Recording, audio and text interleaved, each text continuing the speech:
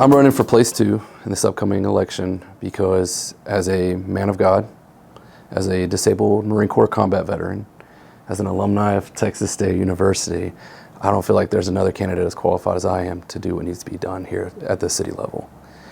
I devoted 8 years of my life to the United States Marine Corps.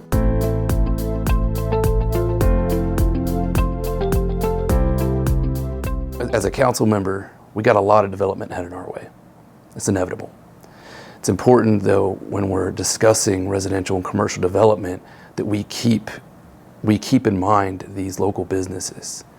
It's important that we not only keep them in mind when we're talking about who we're bringing in, how they're going to impact, but we also make sure that we go out of our way to make sure the voices of our local businesses are heard in the matters, to communicate with them.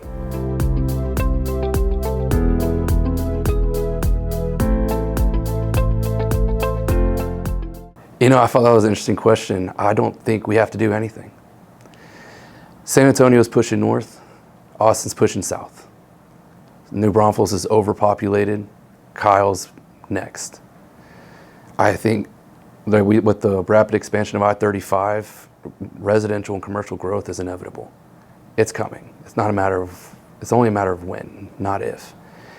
And I think what you need to do, and I'll say this quick, is we need to instead shift focus on expanding our water, our electrical, and our highway infrastructure to prepare for this incoming growth.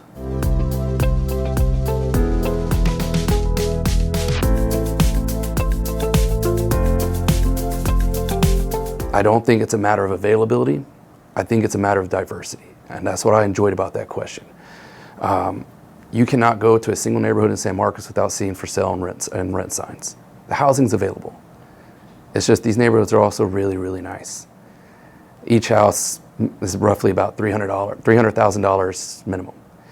I think what we need to do is go out of our way as council members, as someone in construction. It's simple to do, but we need to incentivize real estate developers that focus on lower income housing. I'm not talking about cheap, just cheaper. That way, our residents who aren't able to afford a $300,000 home can still become homeowners and achieve that American dream.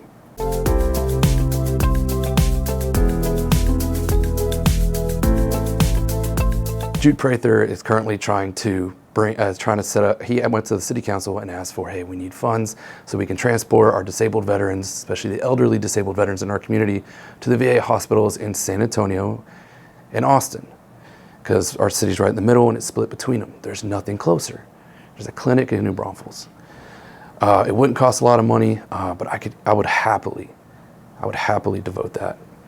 But then the rest of it, I would work with someone like Miss Hannah with the San Marcos Home Program. We have a couple of homeless programs, right? But a lot of them are more Band-Aids on the solution. You know, here's a meal for the night, here's a nice shirt. But in Spokane, Washington, they had a program where I did my recruiting duty, where they would set them up for like a 6-month course, set them up in a little hotel room, it was on the property, a little motel room. They would give them temporary jobs where they worked for free, but they built a resume. They got free clothing, they got medical care during the 6-month process. At the end of it, they would set them up in an apartment that would agree to take them, and they would hook them up with a job in the local community with the local businesses. And what that did was, it didn't just put a Band-Aid on the problem, make people feel good for feeding the poor for a night. That rehabilitated our homeless and reintroduced them into society, which then made them a functioning part, a beneficial part to the city of Spokane. And I think we can do that here. That's what I would do with it.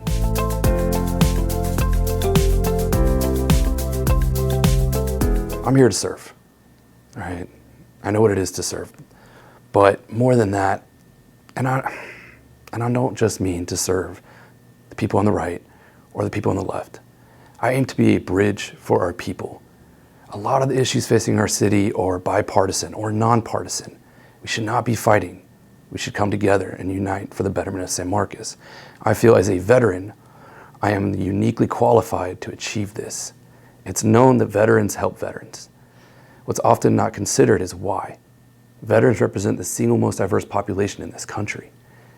And yet, despite us coming from rich backgrounds, poor backgrounds, being Democrat, Republican, black, white, green, purple, atheist, Christian, Muslim, a veteran, if you bring a veteran to me, you know beyond the shadow of a doubt, I will drain oceans and build mountains to help this veteran. That is because what unites us is more important than the things that divide us. And this is what I want to bring to San Marcos.